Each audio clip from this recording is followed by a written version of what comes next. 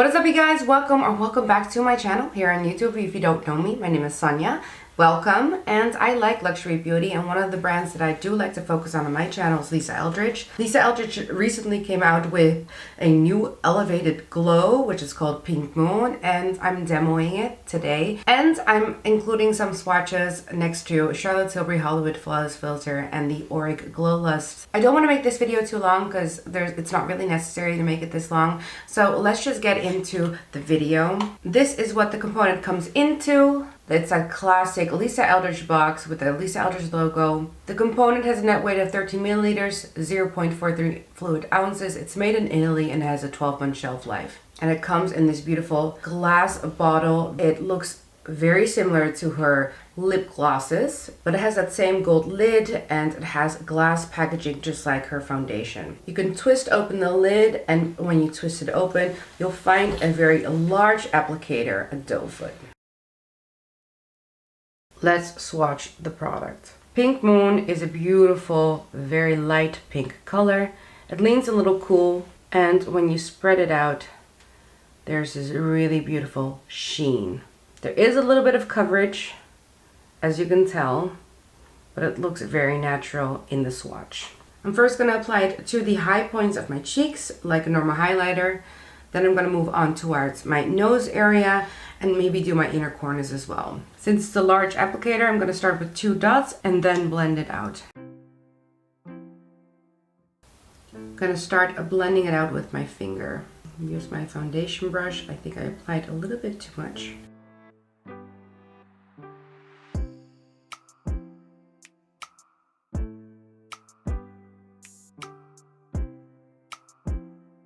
Let's apply a little bit on my forehead and my nose area.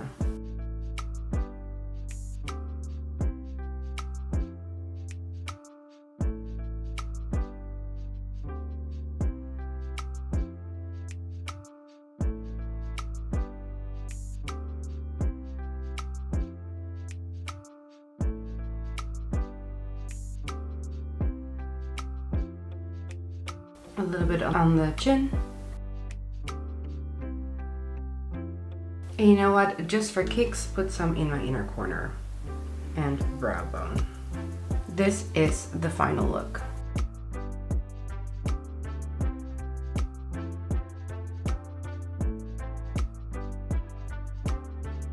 So it looks really beautiful, really natural. I think it's best to do some comparison swatches.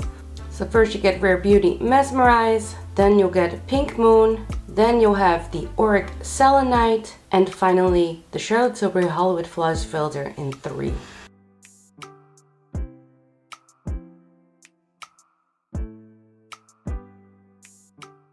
So now you've seen it demoed on my face, so let's start with what I think about this product. It's not a new product. It actually already launched with multiple colors, so it's just an added color to the range, and therefore I think most of you might already know what this performs like because this is quite a popular brand. But for those of you that don't, I do compare it to the Auric and the Flawless Filter.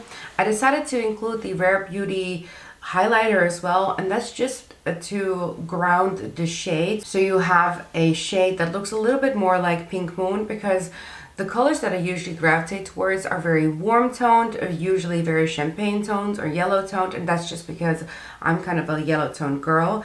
And I was a little hesitant getting Pink Moon just because I felt like maybe it was too cool toned for my skin and it wouldn't work out.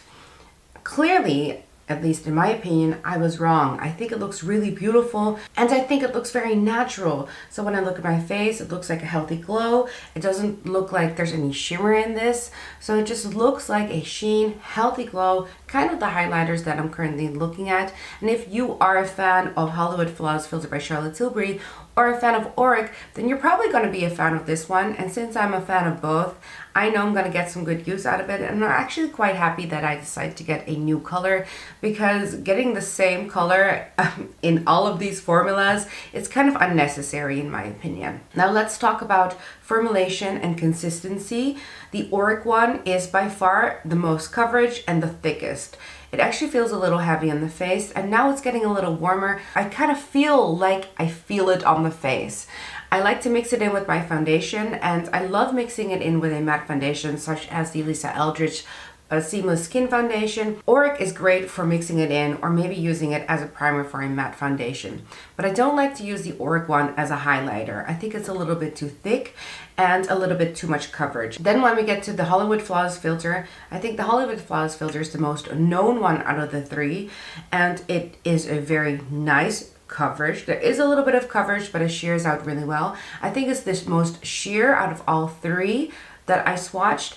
And it's also one that I like to use both as a primer and as a highlighter. It's a great hybrid in that sense. And I think a lot of brands have tried to dupe the Flawless Filter by Charlotte Tilbury, but it seems to be a really hard one to actually get right. Before I got this shade, this is shade number 3, I actually got shade 4.5, which was a great match for me as well. And I like that one a lot as a primer or something to mix in with my foundations as well. I like using this as a highlighter the most, compared to the Auric, just because it's kind of the perfect sheen. It's a little bit lighter than my skin tone right now, and it just makes it look like it's so natural. Then let's talk about the Lisa Eldridge formulation. The Lisa Eldridge formulation is really in between, in my opinion, in between the Auric and the Hollywood Flawless Filter. So it's not as thick as the Auric one. It wears really well, and I don't really feel it on the face. In that sense, it performs very much like the Charlotte Tilbury Hollywood Flawless Filter, but it is a little bit thicker and there is a little bit more coverage, if you will. Therefore, I think it's a great one you can use for a primer as well. Currently, I only use it as a highlighter just because I think it's intended more as a highlighter. I did see the demo that Lisa Eldridge did herself. She does combine it with her foundation. And I also used it to highlight around my eye area, my nose area, and my cheek area. I think it looks really beautiful. And even though this is a new product in my collection, I have a slight feeling it might actually be the winner out of all three of them. It has a little bit more coverage, but it doesn't feel so heavy like the Auric one. And I love the Auric one, so it's not a shade to the brand itself. It's just kind of personal preference. It might also be the weather. Now that it's getting warmer, I kind of like things that are not as thick. I'm gonna have to play with this a little bit more, but for right now, I actually think it looks lovely on the skin. It has my stamp of approval. And even for a cool tones highlighter, I think I can pull it up really well. I don't know what you guys think about it. Anyway, guys, I think it's best to end the video here. Thank you guys all so much for watching. I know I'm not the first one to review this, so check out some of the other people that have reviewed this on their skin.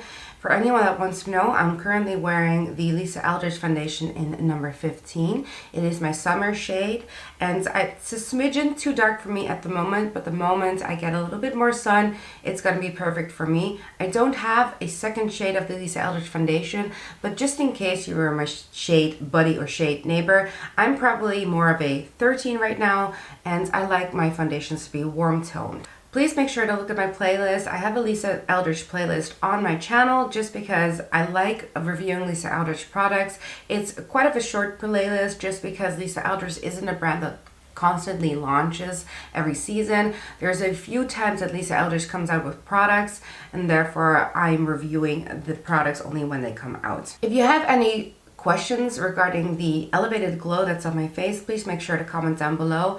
I'm someone that always comments back. Unfortunately, YouTube has had some glitches lately, and sometimes I comment back and at like 5 days later, all of a sudden I see that like the comment wasn't registered and it's leaving you hanging for 5 days. I always comment back. So if I see that I haven't commented, I'll make sure to always comment back even though a few days might have passed. Also, subscribe to my channel if you want to see more Lisa Eldridge videos. I try to cover everything Lisa Eldridge comes out with. And also make sure to like this video if you liked anything about this video. I'm going to say my goodbyes right now. I'm hoping that this video is a little short for you guys, short and concise. And I'll see you next time. Bye, guys.